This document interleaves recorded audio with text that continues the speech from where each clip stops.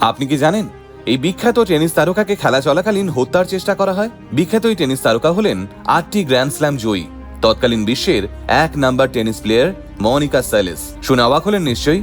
তাহলে আর একটু অপেক্ষা করুন, অবাক হওয়ার মতো আরো অনেক ঘটনা বাকি। আসুন আজকের এই ভিডিওর মাধ্যমে স্পোর্টস জগতের অন্যতম একটি ব্ল্যাক ডে সম্পর্কে জেনে নিই। 2রা ডিসেম্বর 1973 যুগোস্লাভিয়ায় জন্ম হয় মনিকা সেলেসের। ছোট থেকেই টেনিসে ভীষণ পারদর্শী ছিলেন মনিকা, তাই ভালো ট্রেনিং এর আশায় তাকে যুগোস্লাভিয়া ছেড়ে আমেরিকায় শিফট হতে হয়। এরপর আর পিছন ফিরে তাকাতে হয়নি মনিকাকে। মাত্র 16 বছর বয়সে ফ্রেঞ্চ ওপেন জিতে টেনিস জগতে সাড়া ফেলে দিয়েছিলেন কিংবদন্তি এই টেনিস প্লেয়ার। তখন সবার মুখে একটাই নাম, মনিকা সেলেস।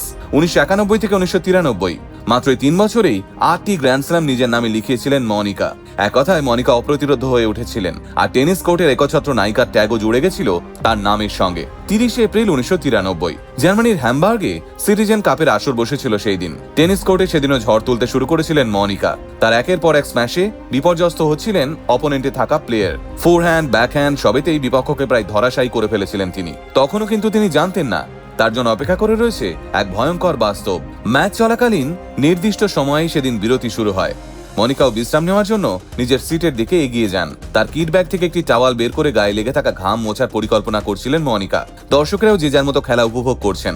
এমন সময় মনিকা আচমকাই পিঠের কাছে ব্যথা অনুভব করেন, আর পর মুহূর্তেই বুঝতে পারেন এক ব্যক্তি পিছন থেকে তার পিঠে একটা 8 ইঞ্চি ছুরি ঢুকিয়ে দিয়েছে। কেউ কিছু বুঝে ওঠার আগেই প্রচন্ড চিৎকার করে মাটিতে লুটিয়ে পড়েন মনিকা।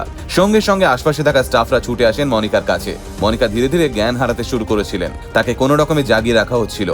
অন্যদিকে যে মনিকাকে ছুরি মেরেছিল সে নিজের কাজ শেষ করেই ভিড়ে মিশে যাওয়ার প্ল্যান করেছিল, কিন্তু দর্শক আসনে বসে থাকা এক ব্যক্তি তাকে ধরে ফেলেন। ইতোমধ্যেই দর্শক স্ট্যান্ডে শোরগোল পড়ে যায়। এগিয়ে আসেন আরো অনেকে।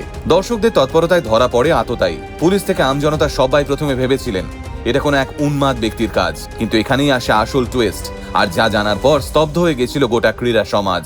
যে ব্যক্তি মনিকাকে আক্রমণ করেছিলেন তিনি যে সে ব্যক্তি ছিলেন না, তিনি ছিলেন টেনিসের নিয়মিত দর্শক। বিভিন্ন খেলায় দর্শক আসনে একাধিকবার দেখা গিয়েছিল ওই ব্যক্তিকে। ব্যক্তির নাম গুন্টার পার্শে। গুন্টার টেনিস দেখতো বটে, কিন্তু সে শুধু দেখতো স্টেফি গ্রাফের খেলা। আর স্টেফি গ্রাফ ছিলেন সেই সময় বিশ্বের 2য় র্যাঙ্ক অধিকারী টেনিস প্লেয়ার। গুন্টার শুধু স্টেফির খেলা দেখতো না, স্টেফির অন্ধভক্ত ছিল সে।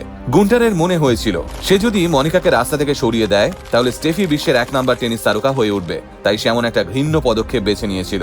কিন্তু গুন্টারকে বেশি দিন জেলে থাকতে হয়নি। তার মানসিক অসুস্থতার কারণে আদালত তাকে ছেড়ে দিতে বাধ্য হয়। তবে এই আঘাত মনিকার কাছে ছোটখাটো ছিল না। ফিজিক্যাল ইনজুরি তো ছিলই, তার সঙ্গেই ছিল মেন্টাল ট্রমা।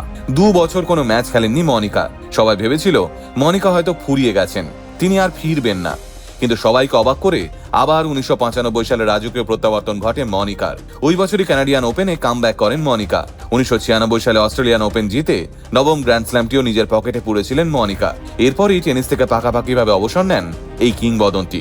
মৃত্যু, ভয়, ট্রমা, ইনজুরি কোনো কিছুই আজীবন আটকাতে পারেনি মনিকাকে। আসলে কিছু মানুষ হলেন অপ্রতিরোধ্য ঝড়, তাদের আটকানো যায় না, তাদের দেখে শুধুমাত্র উদ্বুদ্ধ হতে হয়। গোটা আল্টিমেট টিম কুর্নিশ জানায় মনিকা সেলেসকে আপনার অবসর জীবন খুব ভালো কাটুক।